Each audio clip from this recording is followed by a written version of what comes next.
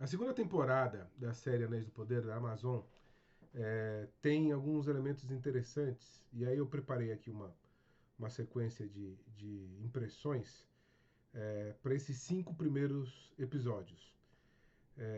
Eu vou resgatar alguns elementos que quem me acompanha aqui no canal já conhece, tanto da minha impressão geral da série sobre a questão da guerra cultural, quanto as minhas impressões sobre a primeira temporada em específico, do ponto de vista interno, quer dizer, os elementos que ela trouxe na sua narrativa. Eu dividi uma pequena introdução e coloquei 5 núcleos para comentar até esse quinto episódio, que é Lindon, Eregion, os Homens do Sul e os Orcs, como um bloco só, Númenor e Rum, com o Estranho e as Harfoot.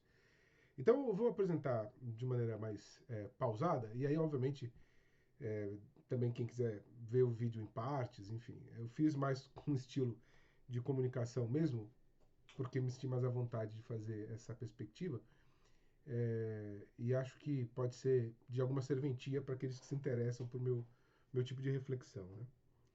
Né? A primeira questão que eu trouxe é que, de fato, se a gente compara o tom geral da primeira temporada com o que a gente viu até aqui no quinto episódio, a gente vai ver que a série fez muitas concessões à estética do Peter Jackson. Então, se a gente olha essa segunda temporada, a gente vai ver grandes tomadas aéreas, planos abertos, uma panorâmica. A série começa com uma cavalgada, como Arwen e Frodo fugindo dos Nazgûl, mas aí é Elrond e Galadriel, quer dizer, campos verdejantes, cruzando entre árvores. Quer dizer, uma estética que obviamente remete aos filmes.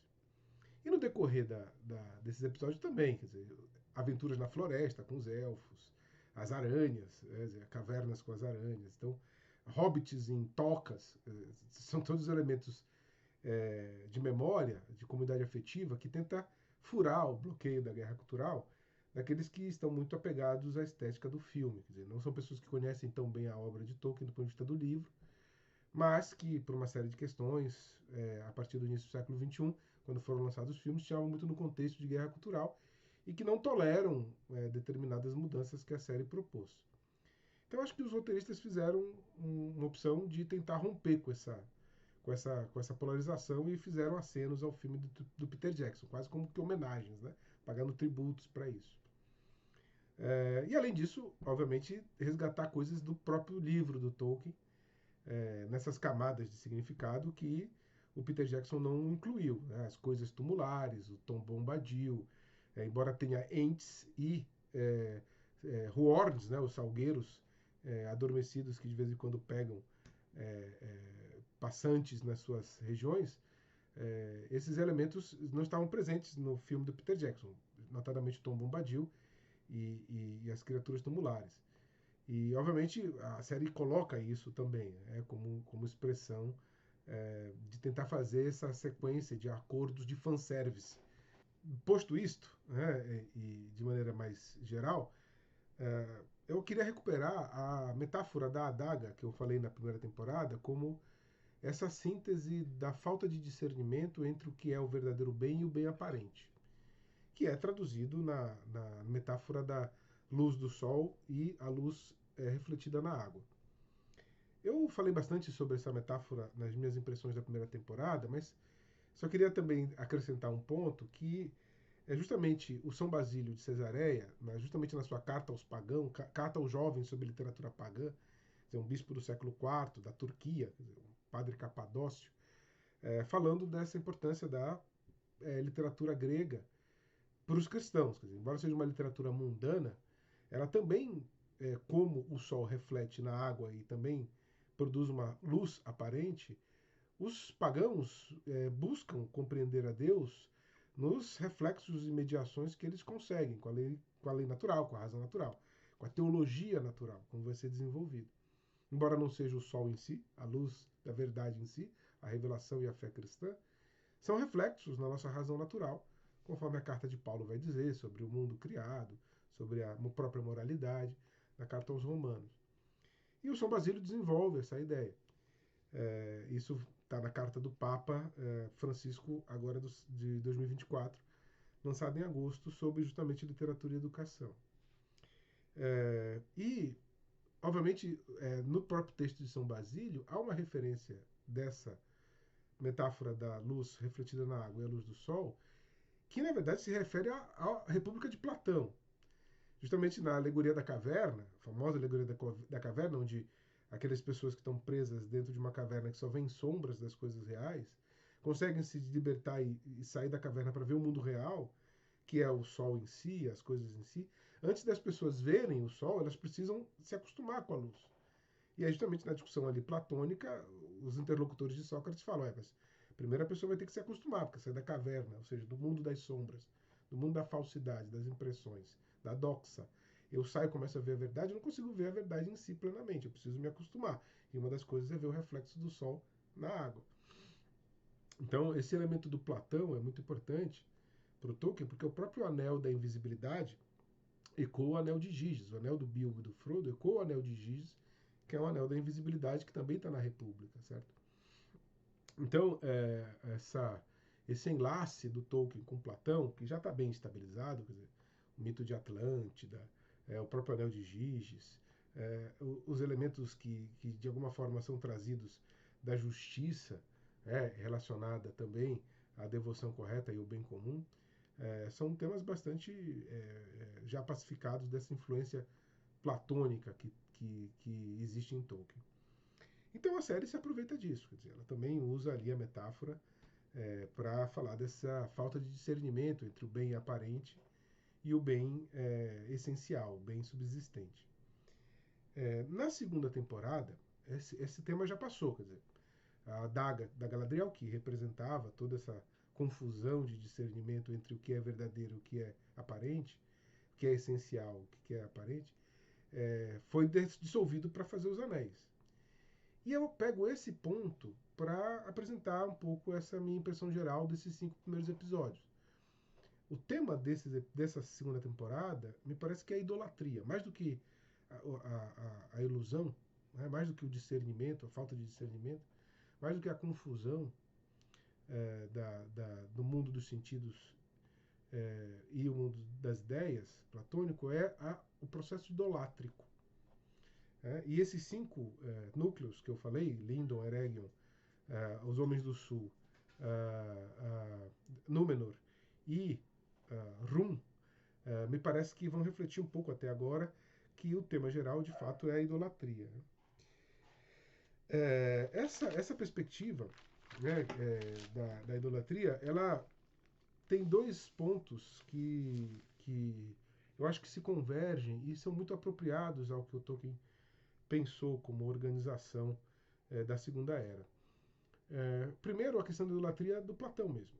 Quer dizer, eidolon é uma palavra que o Platão usa para refletir aquelas ideias, aquelas crenças, inclusive objetos, que parecem a ideia em si, o eidos, a forma, o mundo das ideias,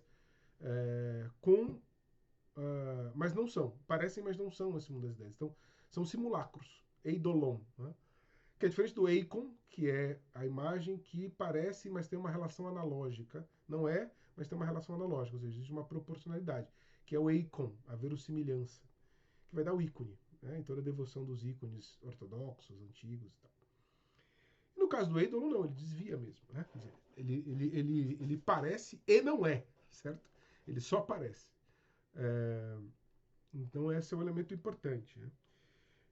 Que é justamente a questão dos anéis. A salvação que os elfos procuram fora de Valinor pode ser encontrado na Terra-média por algo que eles mesmos produziram. E aí justamente essa é a discussão, né? De algo que essa salvação que os anéis parecem ser, mas de fato não são. Então ele se torna um elemento idolátrico, mesmo com todas as boas intenções. Por outro lado, você tem a questão em Númenor, e também é muito próprio da Segunda Era isso, que é a discussão de um povo que recebeu uma graça dos deuses, da divindade, uma terra prometida, e que dentro da sua história ela perde esse contato com a verdadeira devoção, com a verdadeira adoração dos Valar, do Oeste.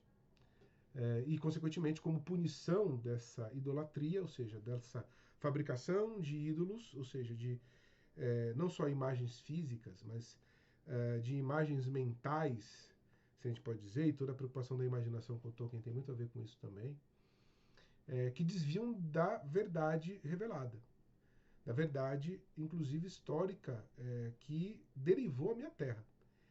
E, obviamente, na Bíblia, quando a gente estuda essa parte, a gente vai estudar justamente o que chama historiografia deuteronomista, que Deuteronômio é um dos 5 primeiros livros da Bíblia, da Torá ou Pentateuco, que seria esse momento de Moisés contando todas as histórias e as regras que deveriam acontecer, desde o mais alto rei até as relações mais básicas com o órfão, a viúva e o estrangeiro, para que então o povo pudesse entrar na Terra Prometida depois de todos esses anos do deserto. Moisés não entra na Terra Prometida, ele morre antes, e quem entra é Josué, como líder do povo. E aí a historiografia deuteronomista, quer dizer, conta justamente essa história do povo já na Terra, com Josué, depois Samuel, depois os juízes, depois os reis, quer dizer, uma estrutura de organização bíblica, de textos, mostrando como é que o povo foi se ajustando nessa terra e a idolatria que esse povo foi cometendo, e os erros que ele cometeu, e as coisas que ele teve que repor,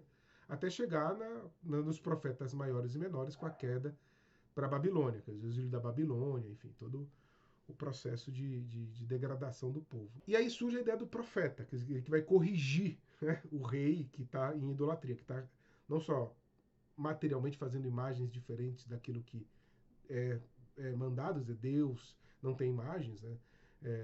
E a ideia de você interiormente produzir soluções que não são a verdadeira devoção e que geram uma decadência para o seu povo. Isso é Númenor. A gente faz uma relação muito próxima dessa traição do povo de Israel, que já tem uma terra prometida, que já tem uma terra que foi agraciada, ou seja, já existe uma aliança com a divindade, mas ele trai essa aliança, o povo trai essa aliança e, consequentemente, sofre a sua destruição. Então, analogicamente, obviamente, a destruição de Númenor é o cativeiro da Babilônia, quer dizer, quando a Babilônia ocupa os reinos de Judá e Israel e acaba fazendo a dissolução completa dessa aliança primeira, né? E aí você tem que fazer um processo de reconstrução dessa aliança posteriormente, no pós-exílio. Então, nesse momento, você tem também uma discussão sobre idolatria. Então, por um lado, você tem os anéis, e a questão platônica, filosófica dos elfos ali, da graça dos Valar, e a salvação é uma coisa que a gente faz, ou a gente recebe do mundo das ideias, né, no mundo de Valinor. A gente pode fazer aqui, por nós mesmos, independente deles, ou tem que ter alguma concordância, enfim. E, por outro lado, Númenor, a questão da religião propriamente dita. Quer dizer, eu preciso seguir os ditames dos Valar, a tradição dos Valar, que me foram impostas, essas tradições me foram impostas para que eu possa prosperar, inclusive a minha ilha é um dom disso. Ou eu devo tomar outras atitudes, a revelia de coisas que nem sei se são verdades, eu já coloco em xeque como é que é essa interpretação dessa tradição, se foi isso mesmo, e aí, obviamente, a destruição, tanto no cativeiro de Babilônia, no caso da Bíblia, quanto na destruição de Númenor, no caso de Tolkien. Então, tanto a questão dos Anéis de Poder quanto a questão de Númenor estão ligados a esse tema da idolatria. E essa segunda temporada é sobre isso. É justamente sobre essa perspectiva de falta, não só de falta de discernimento entre o bem aparente e o bem subsistente, mas como a tentativa de repor o bem subsistente por uma coisa fabricada por mim mesma. E que isso é muito moderno. Quer dizer, o Bento XVI, lá na introdução ao cristianismo, vai falar, na década de 60, sobre essa ideia da factibilidade. A verdade, para o homem moderno, é aquilo que ele pode fazer. Ele pode conhecer aquilo que ele fez e pode desenvolver e organizar e destrinchar, desenvolver aquilo que ele pode fazer. Então, a verdade é uma coisa empírica, e toda a discussão da filosofia moderna, do empirismo, é aquilo que eu produzo. E toda a discussão política social com o marxismo, a ação histórica como desencadeadora da resolução dos problemas, enfim. E isso é muito diferente da perspectiva antiga e medieval, que é uma perspectiva da aletheia, do desvelamento. A letes, quer dizer, o letes é o rio do esquecimento, que as almas, quando voltavam para o mundo físico, quando vinham para o mundo físico, tinham que passar para esquecer o mundo das ideias, né, no Platão. Então, esse elemento da verdade como uma coisa que se desvela, eu não produzo a verdade. A verdade não é uma coisa que eu faço, a verdade é uma coisa que eu descubro. Isso é muito forte na estrutura realista antigo e medieval. E no mundo moderno, a verdade é uma coisa que eu produzo. Quer dizer, mesmo que existam leis na natureza que eu não fiz, elas só se tornam verdadeiras na medida que eu manipulo essas verdades no laboratório. Quer dizer, eu provo que elas são verdades porque eu sei manifestá-las. Eu forço essa verdade a acontecer a partir do meu experimento, do meu desenvolvimento tecnológico. Então, e a mesma coisa no mundo político. Quer dizer, eu faço as coisas acontecerem, não é que existe uma ordem natural que eu preciso me submeter. Eu produzo essa ordem política também, da mesma maneira que eu produzo ciência no laboratório. Então, obviamente, esse é um tema muito moderno, né? Que é o que o Papa Francisco hoje chama de tecnocracia. É o paradigma tecnocrático. E aí, toda a discussão ambiental, que o Papa Francisco gosta, que o Tolkien também, ligada a essa questão do respeito à natureza das coisas, de revelar e contemplar. E isso liga diretamente à questão da contemplação, como vimos anteriormente, quer dizer, o conhecimento como forma contemplativa, de apreciação da verdade, não só de uso e manipulação da verdade, que é o paradigma tecnocrático moderno. Então, esses temas da idolatria estão ligados à idolatria. Quer dizer, se a verdade, Deus, a realidade última, em última instância, é algo que eu faço, que eu produzo ídolos. Se é algo que eu recebo, então a minha atitude de humildade cognitiva e moral se torna fundamental, porque eu vou receber aquilo, a ideia de gratidão, de graça. A graça dos Valar, como vai dizer Tolkien na questão de Valinor, né? Tanto de Valinor para voltar para Valinor nos elfos, quanto da graça de Númenor. A ideia da morte, quer dizer, o ápice disso. Quer dizer, eu preciso abrir mão da minha tentativa de sobrevivência por fé. Eu acredito que os Valar e Eru, a graça de Eru, eles vão me conceder a existência após a minha vida corporal.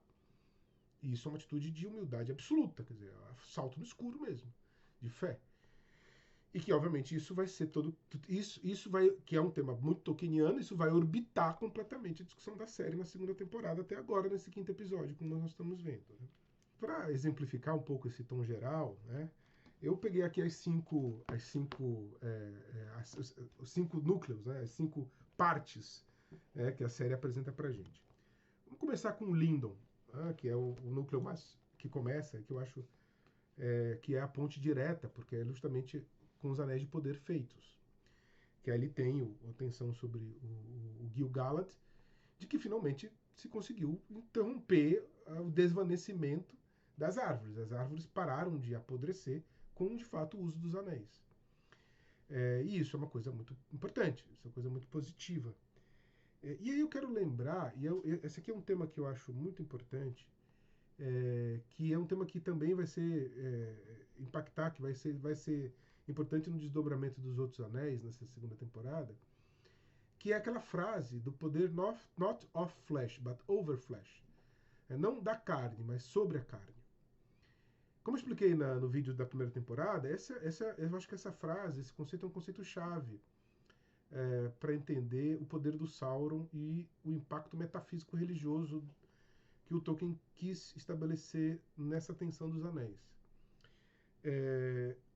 Falando brevemente, recuperando o que eu falei no outro vídeo, a magia, a arte notória, vai dizer São Tomás, e a mageia, vai dizer Santo Agostinho, elas são um elemento ilícito para o cristão. Porque o que era entendido como magia? O Santo Agostinho está discutindo, antes de mais nada, com os neoplatônicos, principalmente um sujeito chamado Jâmblico, ou Iâmblico, que tem a ver com a ideia de teurgia, né, ali do século V, IV, V, que é justamente a capacidade que o homem teria de, por meio de atos físicos, recitações, rituais, manipulações de objetos, alterar os elementos espirituais, os outros seres intermediários entre o homem e o uno. Quer dizer, a partir dos atos, da liturgia que eu faço, eu consigo fazer com que os espíritos me obedeçam e, consequentemente, como os espíritos são mais poderosos que a matéria, eles alterem a matéria. Então, esse elemento, né, da teurgia, quer dizer, da purificação e daí descobrir novos conhecimentos, pode ser, obviamente, traduzido. Muita gente discute se o Jâmblico quis dizer exatamente a manipulação do poder físico ou se era apenas um processo de ascese ritual para a compreensão do mundo espiritual, mesmo que houvesse de fato essa manipulação do mundo espiritual pelo mundo físico. O Jâmblico, na sua teologia, não queria exatamente fazer magia. Mas, obviamente, existe uma confluência entre essas duas perspectivas. Seja para adquirir conhecimento, seja para manipular fisicamente, a ideia de controle do mundo espiritual pelo mundo físico é o mesmo. E a perspectiva do Agostinho é muito diferente, que ele vai dizer o seguinte, olha, quando o padre reza a missa, ele não está fazendo magia transformando o pão em corpo de Cristo. Não é ele que está agindo.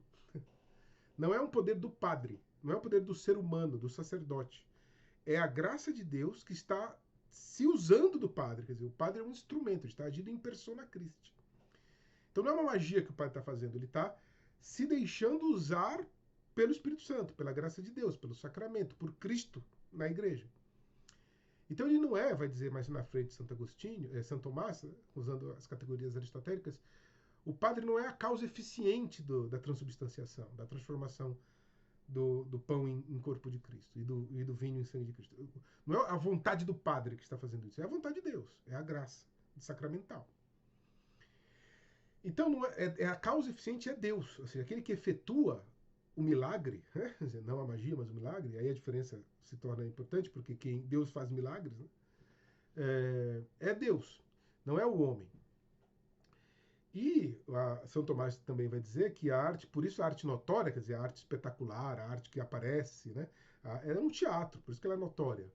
Porque, na verdade, quem opera os fenômenos da magia, quer dizer, essas transformações do mundo físico a partir do mundo espiritual, não é a vontade do mago, do bruxo, do feiticeiro. Mas é alguém que já está no mundo espiritual, que tem poder sobre o mundo material. Se não é Deus, quem é? É algum espírito que é contra Deus. Então, são os demônios. Daí a ligação de magia com feitiçaria e demonologia. O Sauron é isso, pessoal. Quer dizer, é essa discussão que o Sauron está fazendo. Quer dizer, o Sauron, como um espírito maia, ele é um maia, ele é dos Maiar, né? Que é uma subcategoria dos Valar. Quer dizer, os Valar são mais importantes, os Maiar são secundários. Então ele é um espírito. E diferente dos elfos e dos humanos, ele não é alguém que é essencialmente encarnado. A essência dele é espiritual. Ele só está relacionado com a matéria de maneira acidental. Ele está preso, atado ao mundo físico, porque todos os Ainur que caíram, que são os Valar e os Maia, estão atados ao mundo material, ao mundo físico, até o final dos tempos, quando o mundo material vai ser interrompido e vai voltar para Eru. E aí não sabemos o que vai acontecer, certo? Mas essa é a mitologia do Silmarillion. Então, o Sauron não é alguém que tem um corpo essencialmente como os elfos e os homens, e os anãos, e os entes, e os hobbits, e os orcs. Ele só tem acidentalmente, como todos os Valar, mas como Gandalf, como Saruman, como Balrog. Eles não têm um corpo físico essencial, eles só estão atados por uma condição. Então eles são no mundo espiritual, então eles podem alterar o poder não da carne, mas sobre a carne, que é o que o Sauron estava buscando executar, encontrar um meio de fazer isso. O São Tomás e o Santo Agostinho criticavam a magia como feitiçaria e bruxaria e origem demoníaca, porque o homem não é capaz de fazer isso. Se ele acha que ele é capaz, ele está sendo iludido pelo demônio. Se ele consegue fazer, não é ele que faz, é o demônio que faz, usando da vontade de submissão do homem, para enganar o homem, certo? Então, São Tomás fala, a arte notória é ilícita e ineficaz. No caso do Sauron, não. O Sauron pode fazer um poder sobre a carne, um poder espiritual, certo? E a ideia do anel é justamente isso, quer dizer, por isso que ele borra o mundo físico. Porque a pessoa fica invisível, ela sai dos sentidos, ela opera no mundo espiritual, corrompido com o mundo espiritual a partir do Sauron, sob o olhar do Sauron, sob a visão do Sauron, quer dizer, é como se ela colocasse os óculos do Sauron para ver o mundo espiritual. E, obviamente, a condução da sua vontade está ligada ao Sauron, e ela fica invisível, né? Então ela perde o contato com o mundo físico. Então, no fundo, ela fica encapsulada na própria entidade do Sauron. Né? Qual o problema aqui? Que o Tolkien, e aqui é uma questão muito interessante, né, metafísica, o Tolkien ele criou um ser que não existe no mundo primário. Quer dizer, existe o demônio, existe o anjo, existe Deus, existem os humanos aqui, entre nós. Do ponto de vista da fé cristã, certo? No mundo do Tolkien existem seres intermediários. Por exemplo, entre nós e os anjos existem os elfos. Então eles são seres encarnados, têm um corpo, mas eles estão presos ao mundo físico e são mais poderosos do ponto de vista do espírito. Eles têm mais capacidades que nós, porque eles têm um espírito numa ordem mais elevada, como se fossem mais próximos dos anjos. E por outro lado, entre os anjos e Deus, existem os Ainur, que são mais poderosos que os anjos. Né? Então, por exemplo, Morgoth era mais poderoso que Lúcifer. Porque você tinha um processo mitológico que o Tolkien tinha criado, que era um ser diferente, que tinha inclusive poder de subcriação de essências, né? A questão dos orcs, a questão da transformação própria do mundo físico, quer dizer. Então é um ser mitológico, mais próximo dos deuses pagãos, da mitologia escandinava, grega, romana, quer dizer, dos titãs gregos. Então, obviamente, é um ser mitológico, que é uma fantasia literária. O Sauron também é assim. Então, o Sauron, ele pode fazer essa intermediação entre o mundo físico e o mundo espiritual sem estar necessariamente definitivamente corrompido, como o demônio faria no mundo físico, né, no mundo primário, né, digamos assim. Os anjos, na doutrina católica, eles já estão irremediavelmente perdidos porque eles não têm o elemento material que os impede de ver totalmente as coisas e, consequentemente, ter a sua plena vontade em consonância com a plena verdade. A gente só vai ver as coisas no final, a gente ainda vê como um espelho, certo? E os Valar e os Maia, embora eles tenham poder objetivamente maior do que os espíritos angélicos do nosso mundo primário, eles estão numa condição neste mundo, por uma questão da mitologia do Tolkien, que eles estão como se fossem numa kenosis, atados, esvaziados da sua glória de Ainur, para perceber como é que o mundo funciona aqui até o final dos tempos, são os poderes do mundo, que os permite cometer erros e ser perdoados, inclusive. Isso aconteceu com o Aule, quando ele criou os anãos. O Aule criou os anãos, e aí ele percebeu que ele tinha feito uma besteira, porque só pode dar o ato de ser, só Eru pode conceder, embora ele possa criar as essências, quer dizer, uma nova categoria de seres, que não é nem humano, nem bicho, nem nada.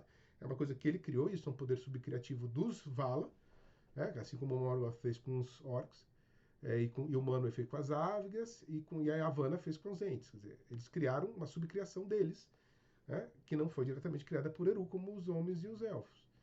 Mas quem concede o poder de subsistência, o ato de ser, como a gente fala em metafísica, é só Eru. Então, é possível você fazer uma coisa errada, quer dizer, que não está de acordo com Eru, mesmo você sendo um Valar ou um Maia, e ser perdoado, como Aule foi. Ou se manter empedernido e ser condenado, como Morgoth fez. Né? Ou você pode ser um Valar inicialmente positivo, um Valar bom, um Maia bom, né? Que veio com uma missão, inclusive escolhido pelos Valar, e se corromper, como Saruman aconteceu. E de um jeito mais ou menos indefinido foi o que Radagast aconteceu. Você cai. Nenhum anjo no mundo primário hoje, nosso, quer dizer, um anjo que escolheu Deus, pode ser corrompido mais. Ele já está eternamente na graça de Deus, assim como os demônios estão eternamente na desgraça de Deus. Não, você não pode ter um anjo que se corrompe e um demônio que se redime. No mundo do Tolkien pode. Porque eles estão atados no mundo da matéria, eles não estão completamente conscientes das ações, mesmo sendo mais poderosos do ponto de vista do controle material que esses anjos no mundo primário. Então o Saruman pode cair e o Aule pode se redimir porque eles estão nesse mundo, nessa condição. Então, quando o Sauron faz os anéis élficos, e essa é a questão importante da série que ela apresenta, né? O Sauron, não necessariamente porque tem um toque demoníaco e corrompido, principalmente na série como foi colocado, ele não tem todo o poder da maldade dele exercida. Seja porque ele não tocou nos anéis élficos, isso é bem do Tolkien, é canônico, digamos assim, né? Quer dizer, tem vários contos inacabados, o Marinho fala isso, que os anéis élficos não foram tocados pelo Sauron. Ou porque, de fato, ele, pessoalmente, ainda não tinha exercido todo o seu, no caso da série, todo o seu ódio e sua vontade de dominação. Né? Ele ainda estava lá como Halbrand, ele ainda estava lá querendo ajudar com Galadriel. Aí você pode discutir todo o momento de indecisão dele com a Galadriel, né? De ele ser tentado pela luz. E de fato o Tolkien fala nas cartas, no Contos Inacabados, que ele não era ainda totalmente mal, que ele, depois que o Morgoth foi derrotado, ele realmente ficou pensando em se arrepender. Quer dizer, existiu uma dubiedade em Sauron, uma tentativa de recuperação, como aconteceu com Gollum, certo? No Senhor dos Anéis. Mas que obviamente depois ele escolhe mesmo o mal. Se pode dizer que os anéis élficos ele ainda não estava totalmente corrompido? Pode. Se pode dizer que, como ele não teve contato tão íntimo, ele só ensinou a instrumentação do poder sobre a carne, do poder espiritual, para o Celebrimbor, e não atuou diretamente na sua ação, e isso gerou uma certa imunidade dos anéis dessa corrupção? Pode. Então, é razoável que o Sauron tenha ensinado, tenha sido o agente, a causa eficiente desse poder dos anéis, não da carne, mas sobre a carne, ou seja, o poder espiritual, a magia, né, propriamente dita, do ponto de vista da feitiçaria, como Santo Agostinho e São Tomás vão condenar, sem necessariamente ter corrompido absolutamente os anéis dos elfos. Porque ele mesmo não estava corrompido, pela condição metafísica dele de Maia encarnado, então ele não era definitivamente mal ou definitivamente bom. Ele estava nesse drama, como Aula e Saruman, certo? Mas, ao mesmo tempo, pode-se dizer que a distância do poder que ele estava tendo, quer dizer, a maneira como ele agiu não foi tão próxima como ele vai fazer com os anéis dos anãos e dos homens. Né? Então, essa tensão de Lindon, essa de Eregion, né? Quer dizer, não, já saindo, né, de Lindon indo para Eregion, é o que vai ser impactado no Gil-galad, na Galadriel e no Elrond e no Círdan. É muito interessante ver essa tensão dos três anéis élficos, porque a gente pergunta, eles estão realmente corrompidos? Porque eles foram feitos pelo Sauron? Porque o Sauron não é um demônio, como a gente está no mundo primário. Ele também podia estar em dúvida sobre o bem e o mal. E isso passou para a feitura dos anéis. Então os anéis não são necessariamente maus, os anéis élficos, embora estejam subordinados ao Sauron. É essa perspectiva que vai dar a ideia de que os anéis élficos não são totalmente submissos a Sauron. Eles estão ligados a Sauron, porque a causa eficiente do poder sobre a carne foi o Sauron. Ele é o Maia da história, quer dizer, nem a Galadriel, nem o Celebrimbor poderiam ter esse poder. Ele é o espírito, certo? Mas ele, como espírito, não estava corrompido, segundo a série, na época da feitura dos anéis. Ou ele não teve uma atuação tão direta de transposição da força dele para esses outros anéis como ele teve nos outros. Se bem que do ponto de vista do Tolkien, em estrito senso, só um anel que é a parte do Sauron, né? Os outros, como foi, digamos, a abertura dele, ele conseguiu manter uma certa ligação, bind them in the darkness, certo? Ele conseguiu manter um certo laço, uma certa prisão dos anéis, mas que de fato o único poder que é ele é um anel. Então os anéis élficos eles foram imaculados, né? Embora a causa eficiente da abertura técnica tenha sido Sauron, isso o submete necessariamente à vontade do Sauron. Né? Então esse elemento, quer dizer, embora seja um elemento idolátrico, né, do ponto de vista de que é uma crença equivocada dos elfos, de que esses anéis podem trazer a salvação para a Terra-média, como a salvação acontece em Valinor, quer dizer, trazer Valinor para a Terra-média por poder deles. Isso é um erro, isso é uma idolatria, quer dizer, só os Valar podem conceder isso, em última instância só Eru.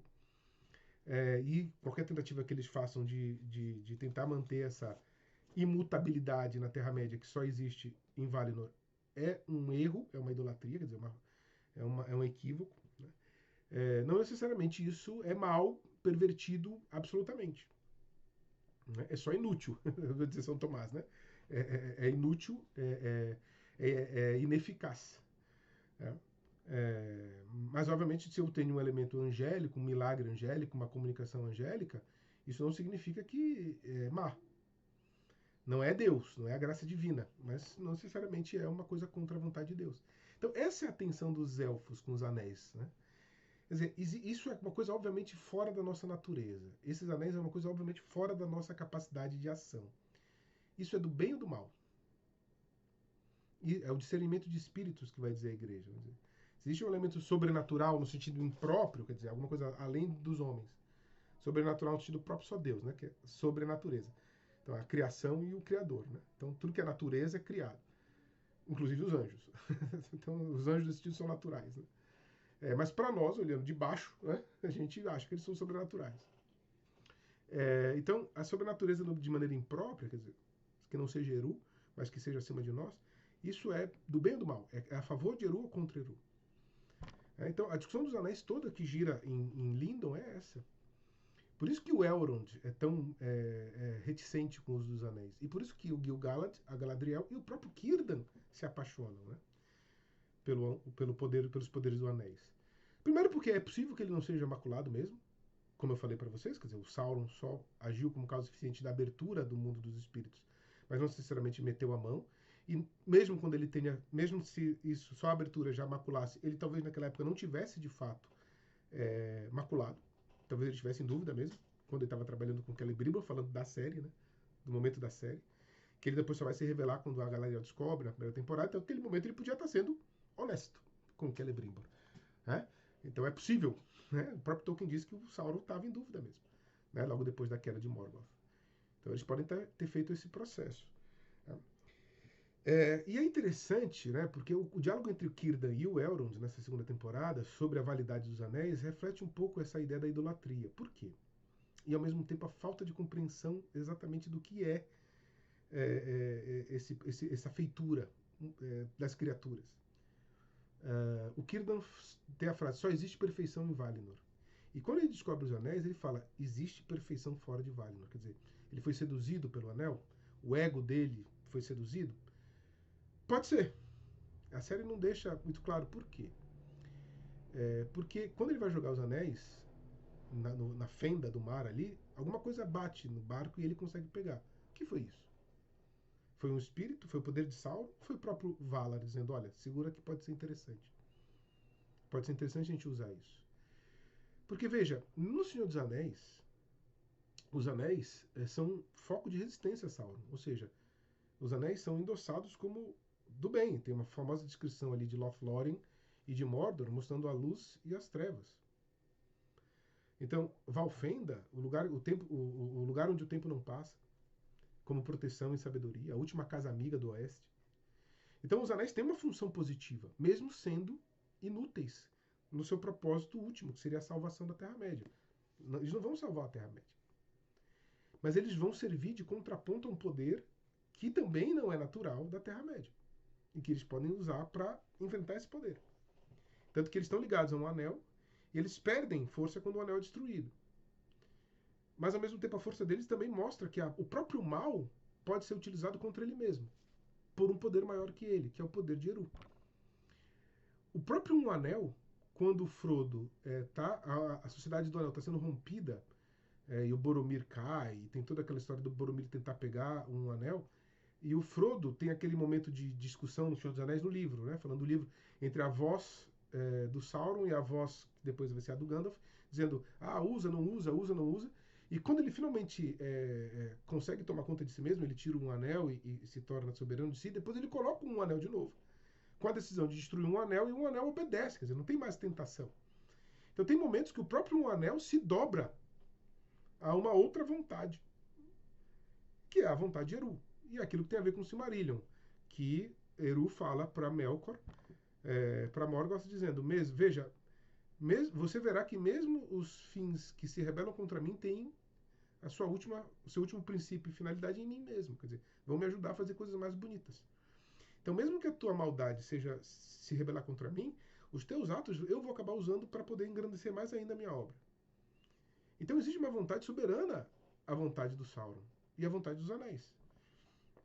Então, os anéis, mesmo fabricados por Sauron, podem ser utilizados contra ele, por uma vontade acima dele. Não pelos elfos, mas por Eru. E o Eru concedendo a graça aos elfos. Então, essa é a discussão, né? Quer dizer, que o Círdan percebe, né? Existe perfeição fora de Valinor. Quer dizer, existe uma atuação de fato que é além de Valinor, que os Valar estão agindo aqui. E aí toda a recuperação dos elfos, que de fato acontece. Se isso é uma coisa perene, permanente, óbvio que não. Por isso que é idolatria, no fundo. Mas naquele momento, é uma manifestação também que não é má em si. Então essa ambivalência, ser idolatria ou não ser idolatria, é o que os elfos estão passando. É o que o Elrond não percebe. O Elrond não percebe isso. O Elrond, ele acha que aquilo é mal em si mesmo. E que todos os outros estão errados, menos ele. Então ele se torna idólatra do próprio orgulho. Eu sei que é mentira. Eu sei que vocês não podem fazer isso. Qual é o erro do Elrond aí? Embora ele esteja certo de desconfiar, ele não consegue perceber que a graça dos Valar, a graça de Eru, é maior que o poder de Sauron e que de fato pode estar agindo também ali. Ele já parte do pressuposto que é mentira. Dali não pode vir nada. E às vezes não é isso, né? Esse que é o problema, né? Às vezes, mesmo uma pessoa que você acha que é completamente nefasta, porque está encarnada, quer dizer, ainda há esperança, ela pode fazer uma coisa boa, mesmo contra a vontade dela. É justamente isso que o Círdan vai falar com ele, e o Círdan fica tão empolgado que tira a barba, quer dizer, a decadência da barba, né? Do elfo barbado, e aí de repente com os anéis ele volta à juventude dele, tira a barba. Quer dizer, o retirar a barba quer dizer a recusa da decadência. Eu não preciso estar de barba na Terra-média, porque a decadência daqui não acontece mais. Esse anel, o anel de fogo que ele depois vai dar para o Gandalf, esse anel, ele me trouxe aquilo que eu vivi em Valinor, a juventude eterna. Então o Círdan percebe isso.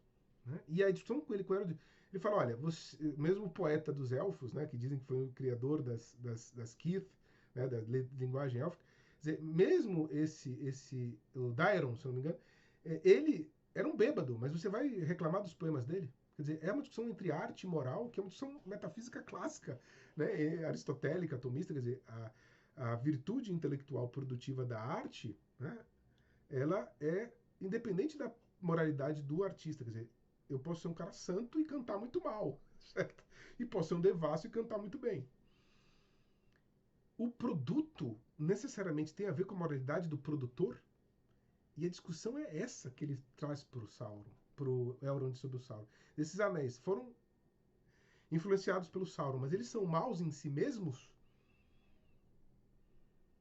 É uma discussão muito interessante. Principalmente pensando que o Sauron não necessariamente foi mal ou teve contato pleno com a sua feitura nos anéis. Então, quer dizer, qual é a influência que o Sauron tem sobre isso? É claro que o Círdan está pensando do ponto de vista de uma criatura. Ele é um ser encarnado. Ele não tem um poder sobre a carne. Ele não conhece isso, o Círdan também. E isso é uma fronteira metafísica que o Tolkien propõe pra gente. Quer dizer, São Tomás de Aquino e Aristóteles não conheciam elfos nem maia, certo? Eles não tinham esse conhecimento desse tipo de criatura. Né, de uma criatura intermediária entre nós e os anjos, entre anjos e Deus. Então eles não têm uma opinião sobre isso, certo? Obviamente é um elemento fantástico que o Tolkien está propondo a partir dessas discussões, que o Círdan também não sabe. Isso se torna interessante, né, como elemento metafísico, ético, baseado nessa questão dos anéis. O fato é que o próprio Elrond pode se tornar um idólatra de si mesmo, da sua dureza de coração frente à própria desconfiança da graça. Não são só os poderes aparentes que estão em ação na Terra-média. Existe a graça, existe um elemento de teologia natural. Deus age na Terra-média. Não é só um conjunto de egos feridos e orgulhos se chocando. Existe uma ação maior que tudo isso, que conduz também a história, que aparece como providência. Em Eregion, nós temos justamente Sauron usando essa perspectiva. Sauron fala para Celebrimbor que existem poderes maiores do que os poderes da Terra-média. E ele se mostra como o emissário dos Valar. E isso está no texto da Contos Inacabados do Tolkien. Tolkien fala isso. Que o Sauron se fez como o emissário dos Valar para Celebrimbor. Então ele diz, olha, e você, Celebrimbor, que é um grande ferreiro, que é neto de Fëanor, nós contamos com você como Fëanor fez as joias, como contamos com o trabalho de Fëanor quando Morgoth destruiu as árvores, para recuperar as árvores. Então, a ideia de que os próprios Valar, a transcendência, veio até Fëanor para pedir ajuda para sua obra, isso obviamente é um orgulho, né? É um orgulho enorme. Isso mexe profundamente com Fëanor. Isso entra em uma discussão enorme sobre se Deus precisa da gente ou não para fazer as coisas. A ideia do sinergismo, né? Quer dizer, sinergoi, cooperadores de Deus, que Paulo vai dizer nas cartas. O que é exatamente essa santidade, a graça de Deus? Como é que a gente pode negar? E como é que Jesus conta conosco para sermos missionários dele também? Isso é uma discussão teológica enorme, certo? E, obviamente, o Sauron usa isso. Né? Os Valar precisam de você, precisam da sua arte. Então, esse elemento de que existem outras vontades atuando, em Eregion, quer dizer, com Sauron e Celebrimbor, aquele núcleo ali, vai ser toda essa questão da manipulação que ele vai usar. E aí entra no núcleo de Moria, por isso que eu coloquei o núcleo de Moria aqui. Quer dizer, o próprio rei Durin III abandona a sua tradição, abandona, ele que briga com o filho para manter as tradições dos anãos, de não dar mithril, de ser prudente, de não se abrir para o mundo, e de repente no momento de colapso ele joga fora tudo isso porque está no momento de necessidade, que a montanha desaba, enfim, vai saber foi o Sauron mesmo. Em vez dele usar os procedimentos da tradição, ele lança a mão disso. E aí, de novo, a idolatria como um elemento de substituição da tradição. Eu nego a graça dos Valar.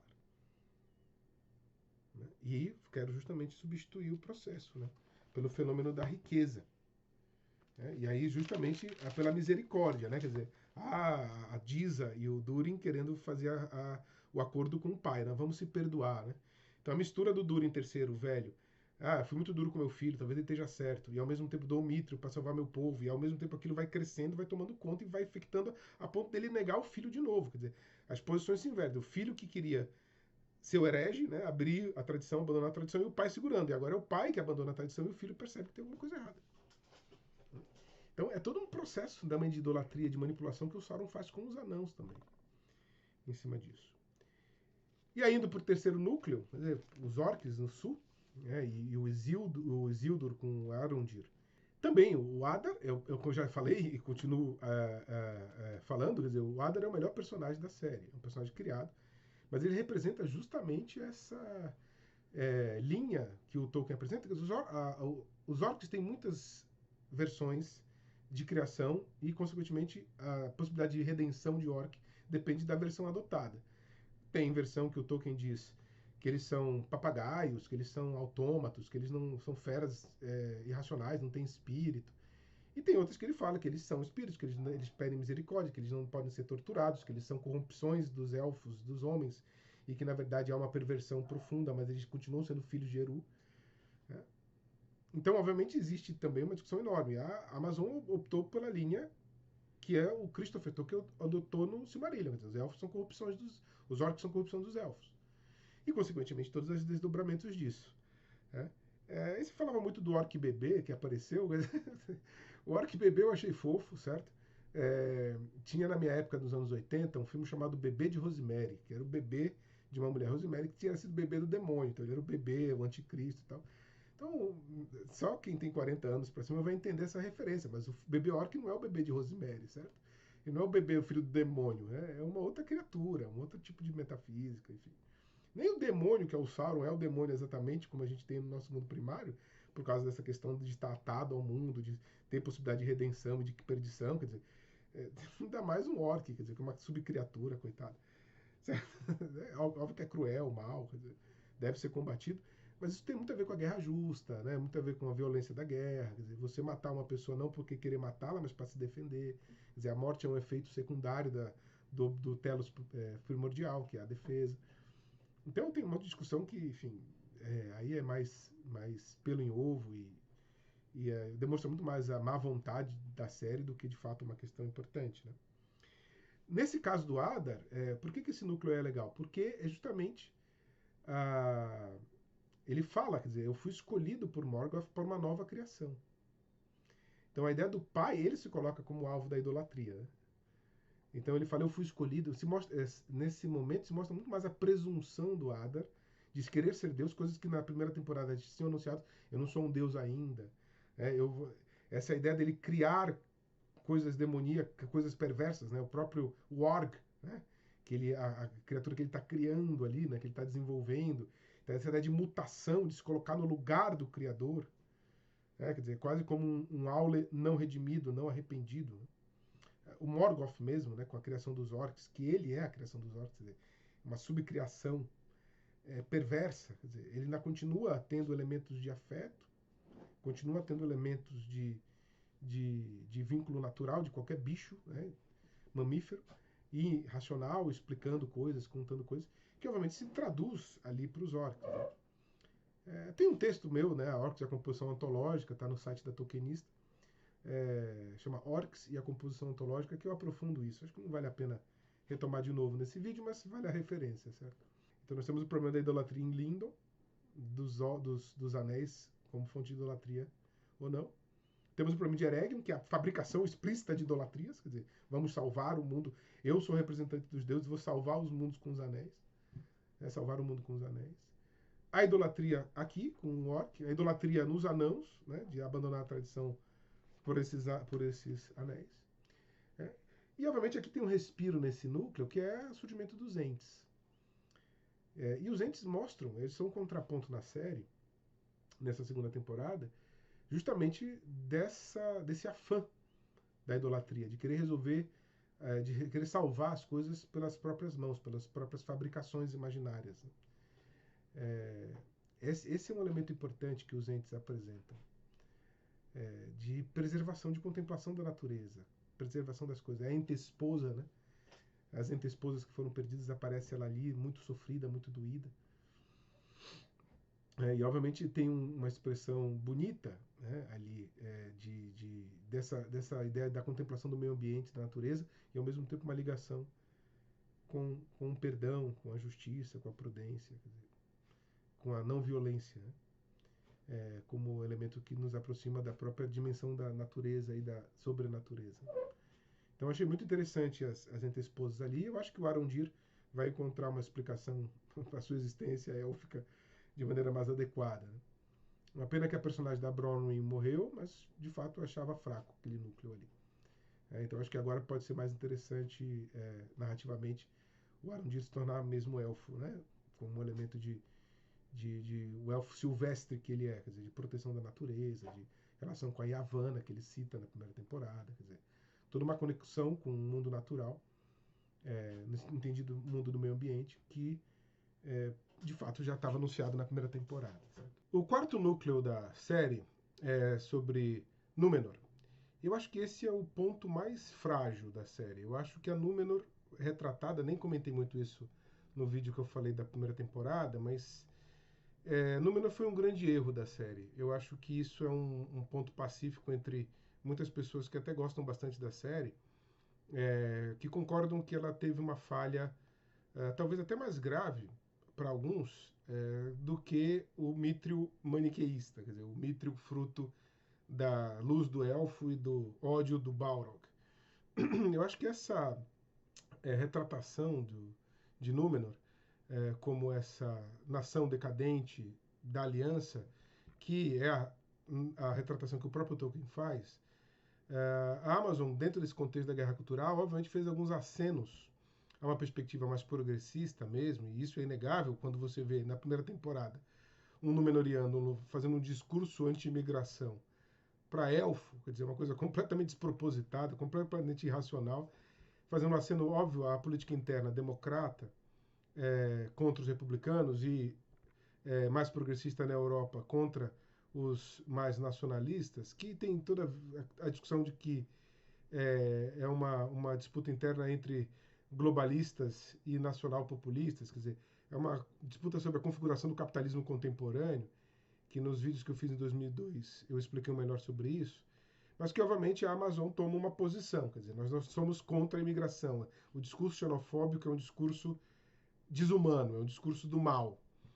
Obviamente que a discussão com o Papa Francisco e a primeira italiana, por exemplo, Meloni, refletem essa questão, mas não precisava fazer esse tipo de aceno ideológico dentro da série. Poderia fazer de maneira muito mais sutil, até da discussão da dignidade humana mesmo dos migrantes. E, obviamente, o Tolkien tem uma visão sobre isso, como a Igreja Católica tem uma visão sobre isso. Mas isso não é um problema simples mesmo. Quer dizer, existem uma série de minúcias ali, de dilemas geopolíticos que precisam de muita atenção. E colocar aquilo ali foi uma coisa horrenda. Assim. E, além do mais, você ter, por exemplo, o Palantir, o rei Tar Palantir, demente, já porque teria usado demais a Palantir e teria gerado um problema, quer dizer, esses problemas psicológicos, psiquiátricos e de senilidade, o Tolkien descreve como entrando em Númenor depois do abandono das tradições, quer dizer, quando já se convertem a Sauron. O Elendil e o Isildur, retratados como muito simplórios, muito tolos, sem nenhum tipo de herança, nenhum tipo de ligação com os nobres já muito honrados, muito vigorosos, inclusive do ponto de vista de defesa da tradição élfica, da aliança élfica e númenoriana e da tradição dos Valar, quer dizer, eu acho que foi uma sequência de erros assim bastante complicados que a Amazon fez para retratar a série, para atender uma agenda. No fundo é essa a questão. Né? Então, obviamente, isso é uma situação bastante complicada que faz com que esse núcleo seja muito fraco, na minha opinião, certo? Mas, de qualquer maneira, é a expressão máxima da idolatria, como a gente viu. Quer dizer, pegando nessa segunda temporada, pegando dois momentos ali, a coroação da Miriel sendo maculada pelo Pharazôn e no uso da águia, né? Quer dizer, o símbolo da águia como expressão de manipulação religiosa, bem a ideia dos profetas da corte, como vai dizer Ezequiel, como vão fazer os profetas também na história deuteronômica, como eu vinha comentando. Você manipula os símbolos religiosos para apresentar uma outra vertente diferente da verdadeira devoção. Isso se traduz também na luta do Kemen, certo? Aquele filho do Pharazôn que vai matar o Valandil de maneira cruel e traiçoeira, e logo depois de quebrar as estátuas de Niena. que era aquele momento ali de luto, né? De despedida de algumas pessoas. E aí você tem a proibição desses cultos, e, enfim, o fechamento dos portos e as atitudes mais autoritárias que o rei não obedece. Quer dizer, a realeza em Israel, e a história deuteronômica é justamente um exemplo dessa tensão. Ele não é um rei absolutista moderno, que a lei é ele mesmo, né? Que o fundamento da lei é ele, em que ele e Deus respondem diretamente, ele responde diretamente a Deus e ele e Deus são a expressão da lei. A realeza nesse período de Israel, da história deuteronômica, quer dizer, depois que chegam na Terra Prometida, em que se estabelecem os reinos, eles devem seguir, os reis devem seguir a tradição de Israel, inclusive com os seus sacerdotes, inclusive com os seus livros da lei. A lei não é dada pelo rei, quer dizer, a lei é dada para o povo e o rei é também um representante do cuidado dessa lei no povo, ele não é o fundamento dessa lei. Então ali você tem, e essas experiências em Israel são muito retratadas na Bíblia. Você tanto nos profetas como Ezequiel, quanto na história deuteronômica, como Juízes, Reis, Samuel, em que você tem o profeta que surge para apontar que o rei está usando a religião a seu favor. O rei não está seguindo a lei, ele está se servindo da lei. E isso é a idolatria. Mais do que ter a estátua, certo? E aí toda a discussão do mandamento bíblico de não ter uma imagem de Deus, mas essa imagem não é exatamente o gesso, a cerâmica, embora isso esteja na Bíblia, dito que não pode fazer, né? Com os materiais e tal. Mas o mais importante que isso, e justamente a história deuteronômica e os profetas mostram isso, é que mesmo sem fazer estátua, o rei é idólatra. É possível fazer uma idolatria sem estátua, e que a estátua é o elemento secundário dessa questão. Que, inclusive aí no caso da quebra da estátua de Niena, nessa segunda temporada, pelos homens do rei, mostra inclusive uma querela iconoclasta, já na tradição cristã, em que você tem, historicamente, no Oriente, as pessoas já no século VIII, VII, querendo destruir as estátuas, porque isso não seria o verdadeiro culto a Deus. E, obviamente, é uma discussão que, se hoje os historiadores já da cristandade apresentam como influências judaicas, islâmicas, quer dizer, foi pós-período islâmico no Oriente, onde tem muita essa influência. E toda a discussão da presença de Jesus, da carne, quer dizer, da expressão concreta da presença de Jesus no mundo e a valorização do elemento sensorial. E que isso também seria uma expressão importante. Então, mistura, né, quer dizer, o elemento do Antigo Testamento, de que o rei impede a devoção do povo, e ao mesmo tempo o elemento cristão já no período medieval. Então, esse exemplo da perseguição é quase como se fosse uma edição mostrando essa intolerância. Quer dizer, a importância do rei desprezando as tradições do povo, a importância do rei se servindo da tradição e da religião como forma de arbítrio. Isso vai dar, obviamente, o problema da destruição de Númenor pelo abandono da tradição, que é também muito presente nos temas bíblicos. No caso da história deuteronômica, é a queda de Israel, a queda dos reinos de Israel, Judá e Israel, para a Babilônia. Quer dizer, a Babilônia vem e faz o exílio, né, a deportação, destrói o templo. Quer dizer, tem uma série de pontos ali que podem ser feitos uma aproximação entre essas duas perspectivas. E o ponto final, aí no quinto episódio, é a conversa do Farazon com o filho, falando da imortalidade. O ápice dessa idolatria, do abandono da graça dos Valar, é a completa rejeição do dom de Ilúvatar, quer dizer, os homens poderem sair dos círculos do mundo, os homens poderem se libertar das cadeias dessa terra maculada, que é a Terra-média, maculada por Morgoth, maculada por Sauron, que tende a ser destruída. Então, aos homens foi garantido esse poder de se libertar das cadeias do mundo. Era um dom mesmo, quer dizer, um dom que permitia que eu pudesse encontrar Deus, do ponto de vista mais absoluto. E aí é toda a discussão dessa rejeição da graça, desse salto de fé, para ficar preso nas cadeias do mundo, pelas minhas próprias atitudes, né, pelas minhas próprias ações, que é o tema da idolatria. Eu fabricar a minha salvação. Eu negar conscientemente não é mais um problema, como na primeira temporada, de saber o que é certo e errado. É o problema de que eu não acredito mais naquilo que me disseram que é certo, como na tradição. Eu vou produzir a minha própria felicidade, minha própria salvação. No fundo, é a questão do bezerro de ouro. Ali, e aí, de novo, o problema da imagem. Quer dizer, problema não é a imagem do bezerro. O problema é acreditar que eu posso produzir o meu Deus. Seja numa imagem, seja numa lei, seja numa ideia, numa ideologia. Então a própria ideia de ideologia tem a ver com ídolo. Quer dizer, a lógica das ideias, aí toda a discussão da inversão, da construção falsa, que depois vai receber essa palavra. Que tem como origem também a própria ideia de ideologia, certo? E de idolatria.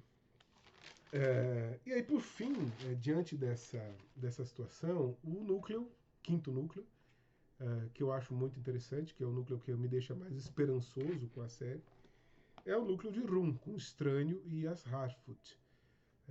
A Papoula, né, a Pop e a Nori com o Estranho, que já mostram um destoar completo dos outros núcleos. Os outros núcleos estão muito preocupados com uma urgência, quer dizer, é preciso resolver as coisas muito rapidamente, e a questão de que eu vou resolver, quer dizer, eu tenho esse elemento de ego, de orgulho, para estabelecer uma solução definitiva para o problema. Seja o Gil-galad, o Círdan e a Galadriel e o Elrond discutindo sobre os usos do Um Anel e a salvação fora de Valinor, quer dizer, na Terra-média, e até que ponto meu orgulho também é o fundamento de crítica sobre isso. O núcleo de Eregion, com o próprio Sauron, quer dizer, o fundamento da idolatria adorando a si mesmo, e quando ele sai ali do fogo mostrando para Celebrimbor, né, sendo o emissário dos Valar, e dizendo para Celebrimbor que ele é o Senhor dos Anéis, e na verdade essa é a falsidade mais absoluta, quer dizer, quando a gente acredita que o símbolo pode ser fundamento de si mesmo e não apontar para o outro, no fundo a gente se escraviza pelo símbolo. Isso é o ídolo, nós fabricamos o ídolo e nós nos escravizamos no ídolo. Então o ídolo nos engana, quer dizer, eu sou o Senhor dos Anéis, não, eu estou servindo o Senhor dos Anéis. Então é muito interessante também essa inversão que o Sauron faz. Os anãos abandonando sua tradição para se curvar ao Mithril, se curvar ao Sauron. O Adar, né, mostrando ali que ele não é que exatamente ele está preocupado com os orcs, mas ele quer ser um deus. Ele quer manipular os orcs para ser um deus, né? Quer dizer, são criaturas dele que ele, ao bel prazer, pode mexer.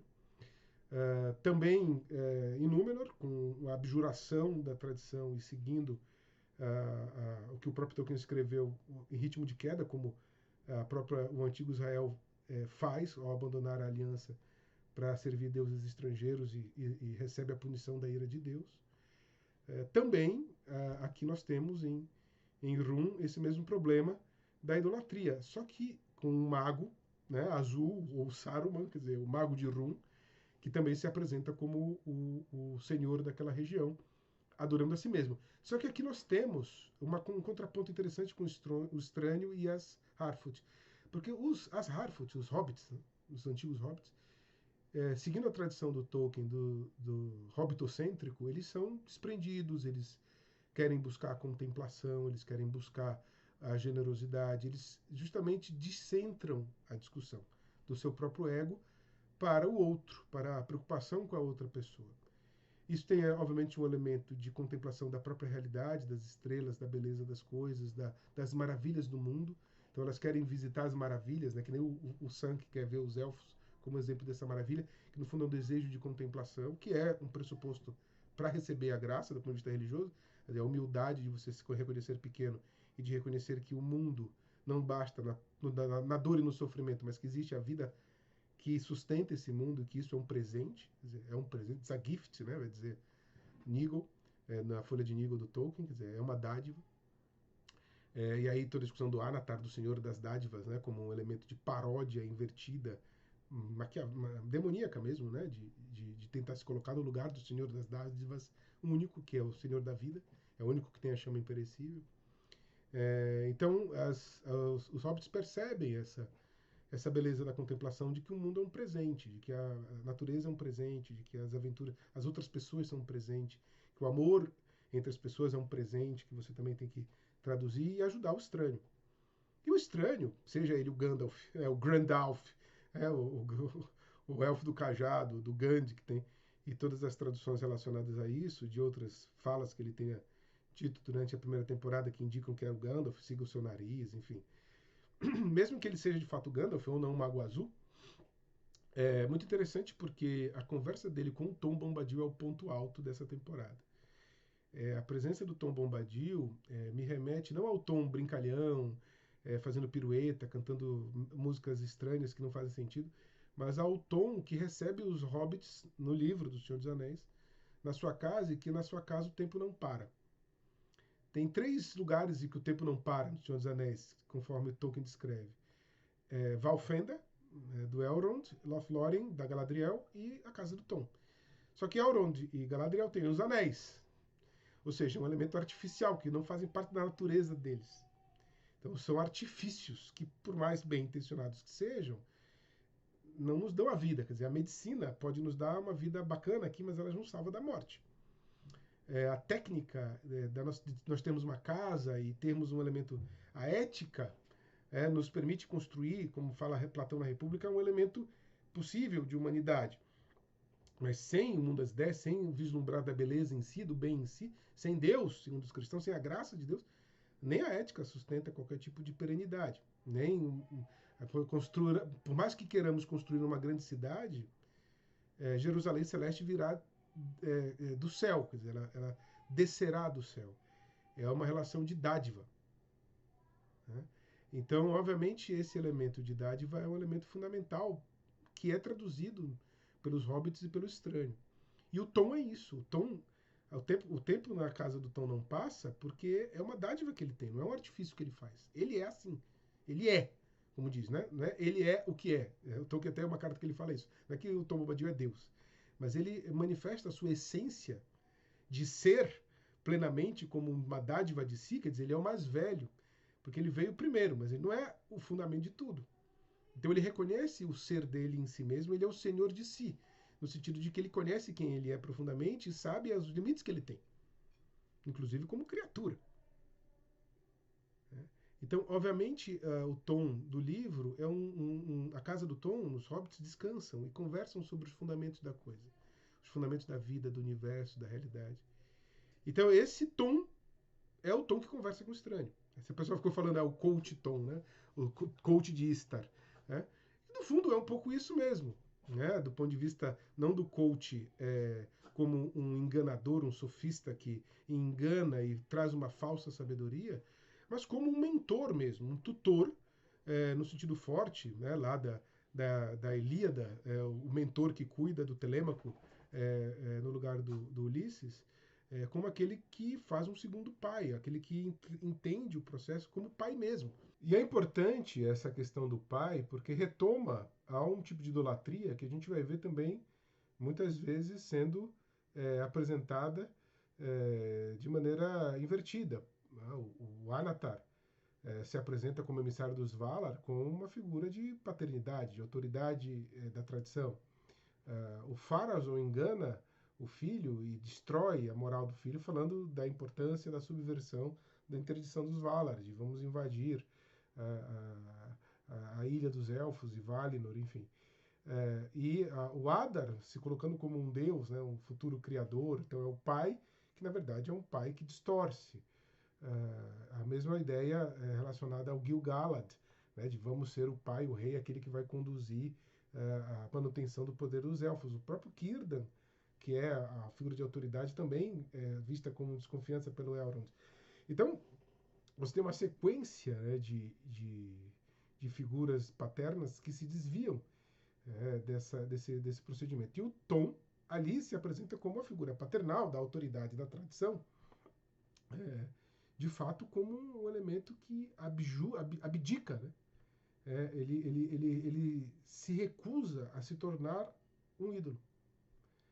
Então ele é o eremita do deserto, ele é o eremita que protege, que é senhor de si mesmo, e que, na verdade, todos aqueles que estão nos outros núcleos buscando alguma coisa que eles produzam para se tornarem senhores da realidade.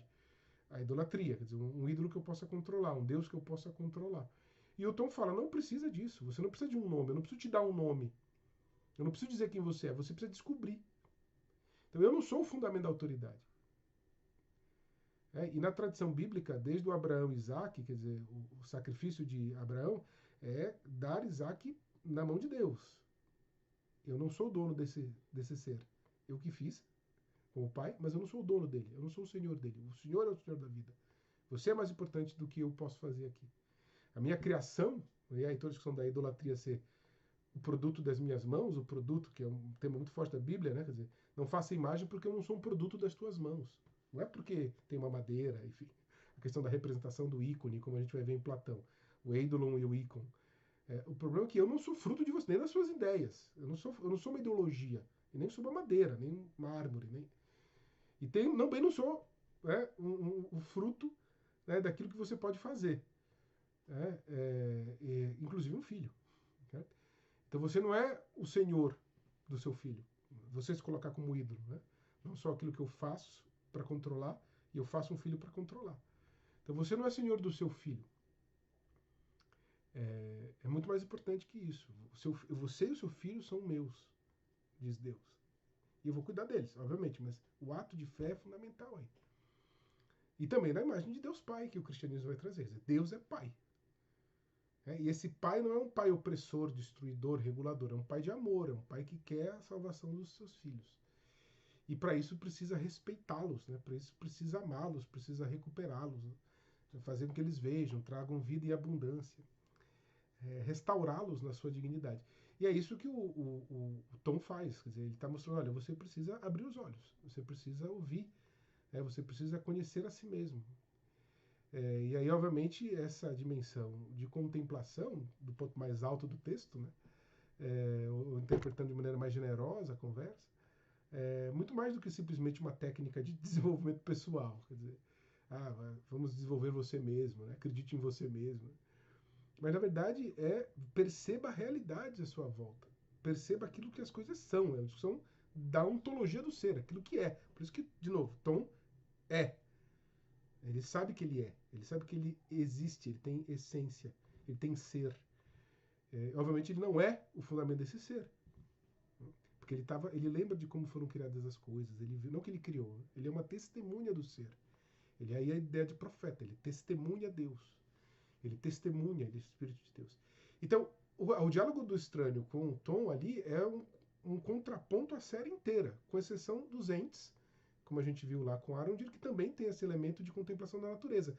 Mas o Adar, o Tom, ele apresenta ali, o Tom com o estranho, não só a contemplação da natureza, isso inclui, mas algo mais. Porque é um mistério. As estrelas são muito novas. Eu lembro delas quando elas surgiram. Existe mais, é um mistério mesmo, da ideia mística mesmo, do sobrenatural, no sentido próprio, do criador de tudo, do que sustenta tudo, da essência das coisas.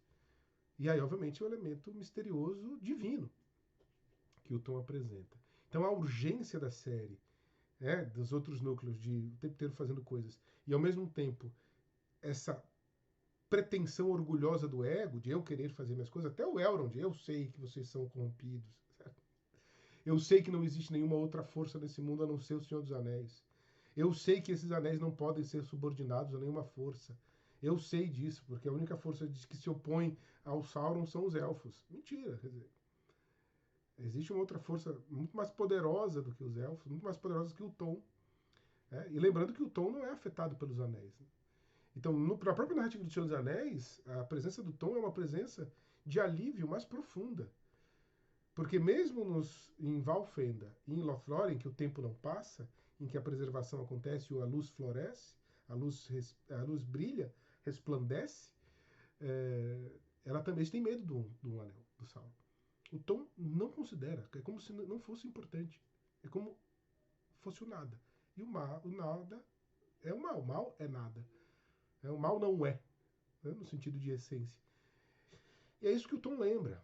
O Tom lembra para o estranho que, apesar de todas as urgências que eles possam ter, e a generosidade, abertura e desprendimento das Harfoot é importante para se descentrar do seu ego e abrir-se para a graça, mas também elas são muito simples na compreensão das coisas. E ele foi chamado para uma missão mais alta. E aí ele precisa entender que não basta só o desprendimento, mas a confiança, a fé nesse mistério bondoso, nesse mistério essencial que o Tom simboliza ali.